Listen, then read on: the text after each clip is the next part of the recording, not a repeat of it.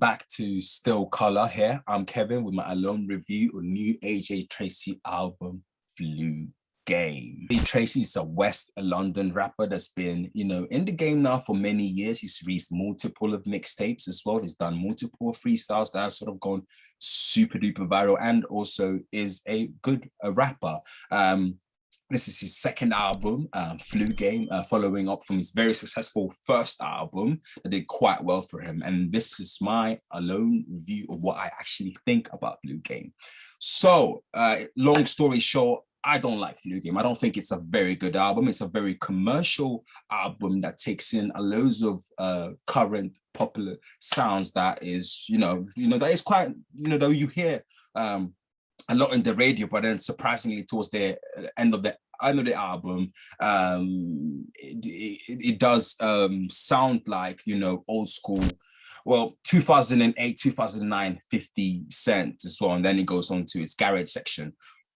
But if I could be more specific, let's talk about the first half of the album. So that's from, let's say, from track 1 to track 9. That's the first half of the album. I believe most of the record is very much, it's sort of drill sounding. So that's very much UK and drill sounding. And the first half suffers very much from, and like the entire album, in terms of, it's just not much variation in the topics. There's a lack of introspection, lack of vulnerability. But let's say if without those values, without those qualities not in place, and just on a technical level, for example, it's very simplistic in terms of its verses and in terms of its choruses. It doesn't offer anything kind of different that would sort of spice it up, a little different flow, a little different, sort of different flow that could take the track to a different direction, and also sort of make it a little bit more surprising, a little bit more interesting, and which in turn would make the record more memorable. The records don't offer any of that as well, and that's also coupled in with the production as well. If you go in with a record like Q-Coach and bringing it back, those have the similarities between those interesting sort of like drill or bass line, but I believe what makes, let's say, a record like Q-Coach more interesting is, surprisingly, Nav, who I'm not the biggest fan of, but it's interesting to sort of to hear like how Nav, with the way his voice is just sort of fitted in with the record, makes more sound more grounded into the record, while with Tracey just feels like he's just on top of the beat and spitting on it. And it's just, and even regardless with the basketball reference, that for me doesn't sort of really stick strongly in comparison to J. Cole's first album, or actually, sorry, J. Cole's The Warm Up mixtape, which it's a great mixtape for those people that haven't heard, that goes beyond just using a basketball reference, which this album sort of sticks to. The reference for me, it doesn't bring very much other than, what it just does to serve the bragging, and also moments of time there is a great level of introspection and vulnerability, like A Little More Love, which is one of the strengths of this record, which I'm going to go into a bit later in this review. But if you go in talking about this sort of, the basketball reference and the basketball topic, it just runs itself short, it doesn't necessarily expand on it much and ties in very much well with the entire album. One other thing that I do not like about it is the 50 Cent sonic references that happens from Top Dog's Summertime Shout-Out, and I think some other record, but I know Top Dog is a great example of that, and it sounds like 50 Cent of 2008 or 2009, and immediately that I heard that record, I literally thought of that, and I thought Lloyd Banks could literally be featuring on that record. And it's just, even though there's like an experimentation in its sound, I mean, the execution leaves a lot to be wanting. I mean, the whole point about, well, it depends. The whole point about making music, or a point about, what can I say?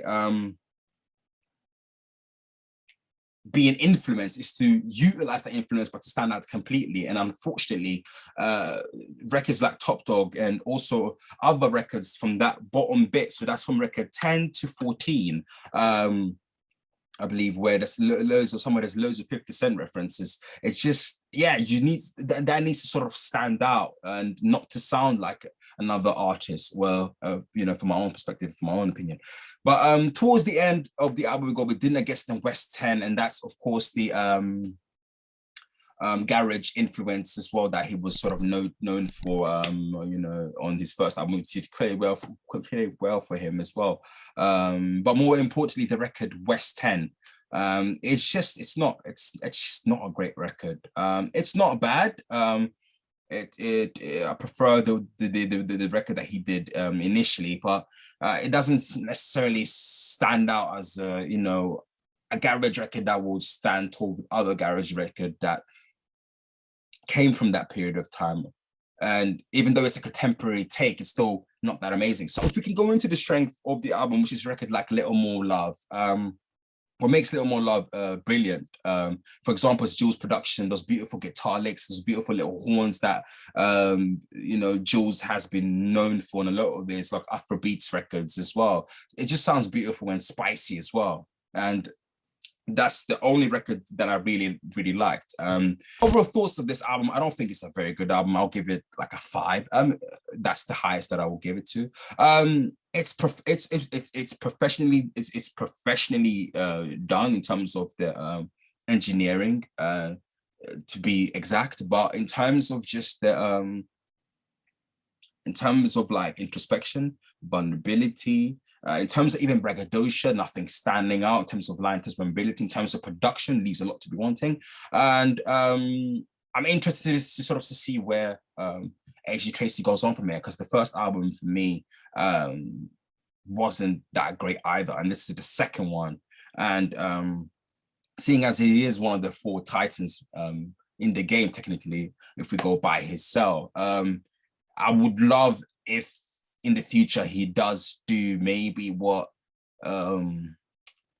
Stormzy and Dave and Jay Huss do, which is veneer very much from, I mean, there's commercial element, of course, but they again, the topics are far much greater than what's presented on this album, and you get a more sense of they themselves as individuals, rather than on this album, which in terms of we get the Flu Game imagery to do that job, as opposed to AJ Tracey being out front himself. So yeah, overall, a great album. But guys, thank you for watching this review. Please give out what's your thoughts about this album. Did you love it? Did you hate it? And of course, why? And do check out our playlist. We've got music that is similar genre to this on our playlist. Do check out, link is definitely in the bio. And yeah, guys, have a good day and can't wait to see you lot next time. Peace.